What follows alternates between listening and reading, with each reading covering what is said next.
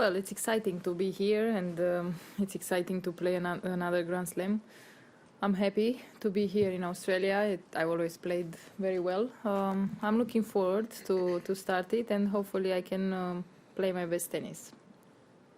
All right, we'll start with English questions in the room. Go ahead. On your physical preparation, how's that been? How's your body feeling? Yesterday I struggled a little bit from the air conditioning with my low back. The muscle got a little bit blocked, but I did some treatment last night, this morning, so I'm getting better now. It's nothing dangerous. It's just I'm used to it because it happens when it's that cold. I had it also last year in French Open because it's cold outside. So I'm not very worried, but I'm taking care of it. Greg? Simo, you've come so close over here in the past. Do you think back to some of those results as you approach a new Australian Open? I have the results in my head every time I come here, and I always think that if I did once, twice, I have the possibility to do it again. But I don't want to think that much because I put pressure on myself and I expect maybe too much sometimes. So I will take it as a normal tournament, an important one, of course. But I am centered. I'm focused on what I have to do, but I'm not thinking that much about the chances that I have here. Who gets more nervous, you or Darren? I don't know, but I get nervous every time. Hockey? I have a question regarding like a bubble and quarantine.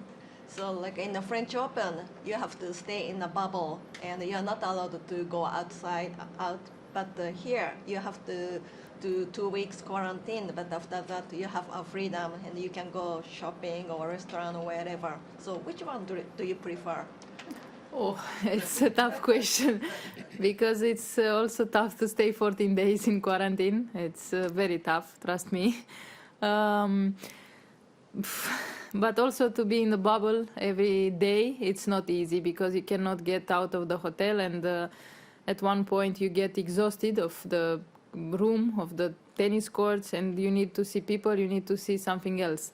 Can we go back to normal and we don't think about these two situations anymore? How do you expect quarantine to really affect some of the top players and their preparation, and players that have been in and out of the isolation? Well, I don't think that it's that bad because we had enough time to get used to the time zone. We had time to get used to Australia because it's never easy when you come from Europe. Those 9 hours are really tough to get into your schedule. Can be a little bit exhausting, like I said, to stay 14 days and then to start actually the first tournament and then the Open. But depends of every player. I cannot talk for everybody. For me, it was okay. It was a little bit too long to stay 14 days, but I'm good mentally. Any other English questions in the room? All right. Okay, we'll move online. First question, Willie from ESPN. When you're ready, please.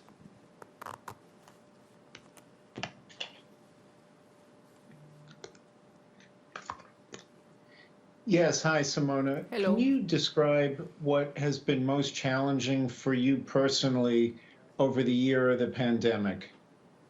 The bubble thing, to stay closed in the hotel room and the tennis courts, it was the toughest thing for me. And why so? Because you need to get out, you need the normal life. We are used to walk during the evenings, we are used to go to eat at the restaurant, so when you cannot do these things and you are waiting the box in the room with the food, it's not easy, every day. Mike from Tennis Canada, your question, please. Simona, I wanted to ask you about one of your fellow competitors who's coming back to the game after a 15-month absence, Bianca Andreescu, who looked up to you as a kid. You guys had a fantastic match. I can't believe how long ago it was now. That was her last full match, actually, before the injury took her away. What does she bring back to the WTA, in particular to players like you who are in the top 10 in terms of just the level of competition that she brings? And are you looking forward to facing her once again? Well, she's a great fighter. She never gives up during the matches, and she does everything just to win that match, which I admire a lot. She's very young. She has that courage to not think about the opponent that she has during the matches, and she goes for it. She didn't look like she has fear with with some players. So I think she has a strong mental, and also the strokes are very strong. So she is a powerful opponent, and also mentally she is really good. Looking forward to facing her one more time? Yeah, of course. Always is a big challenge to play with young players, and like this I can see where my level is. A reminder to those of you online, if you have an English question for Simona, please use the raise your hand function. Next question will go to Ivan with Ubi Tennis. When you're ready. Hi, Simona. Hello. You faced Lisette Cabrera in the first round of the Australian Open. What do you think? I don't know her. I didn't play against her. I never played. I don't know how the ball is coming, but I watched a little bit of her game. It's a big challenge, the first round, everywhere. So I'm very focused. I will train a little bit what I have to do against her, and I will just get ready for the match. Courtney, next question, please. Simona, with the Australian Open moved back a month and most of us are not there, can you give us a sense, is it a lot cooler temperature-wise and weather-wise this time around? And do you think, maybe not as significantly as Paris, where the conditions were very different, but do you think that the different conditions in February in Melbourne will have an impact on the event? Well, I have no idea. It's first time when we play in February, and I don't have that feeling, but I don't feel that big difference. Of course, yeah, it was raining a little bit. Looked like it's gonna rain. It's a little bit heavy, but I played indoor yesterday, so I didn't like that much. But I don't believe it's gonna be a big minus for players. And then with the tightness in your back from yesterday, and obviously we have 2 days until we play, are you going to have the same training schedule, today and tomorrow before you play your first match? Or because of everything that you did, in Adelaide and then also in the tournament, do you feel like you've had enough court time to be ready? I had enough of court time, for sure. I had some matches which were very good. I will practice normal today, not a lot, but just to feel the ball, because I don't want to have a day off totally from the tennis. But I will not force something. I will take care of my back, and I will just try to do my best to get ready for Monday or Tuesday. Okay, last two questions online. We'll go to Tumaini with The Guardian. When you're ready.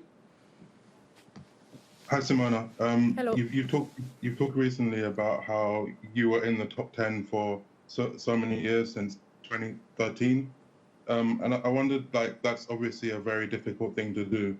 What is for you the key to being consistent over a long period?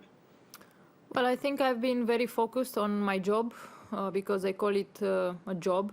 It is a job in my head. Of course, it's full of passion and also the pleasure that I have for this sport, but it's a job, and I didn't do anything wrong regard the tennis. I mean, I've been very professional, and I think I work hard for what I achieved already. Have you always considered tennis a job, or Not always. When I was a kid, it was more fun. It was more something new every day. But in the last 5-7 years, yeah, I can say that in a part it is a job, but also I have the passion that keeps me alive in this sport. Okay, last question. Courtney, when you're ready. Sorry, one more. There was this video with Serena that was going around where she was showing off all of her trophies, or some of her trophies, in her house. And she made a joke that there was a second place trophy there that she didn't want there. And she said, we're going to ignore that. I'm curious for you, do you keep your second place trophies along with your championship trophies, or do you also not display them anywhere? I display in my parents' house. I have all the trophies there. I don't have in my house in Bucharest because I live in a different city. But I keep all together. I like any trophy. Doesn't matter which place it is. Thank you. Simona, thank you for your time, and thank you, Thank everyone. you.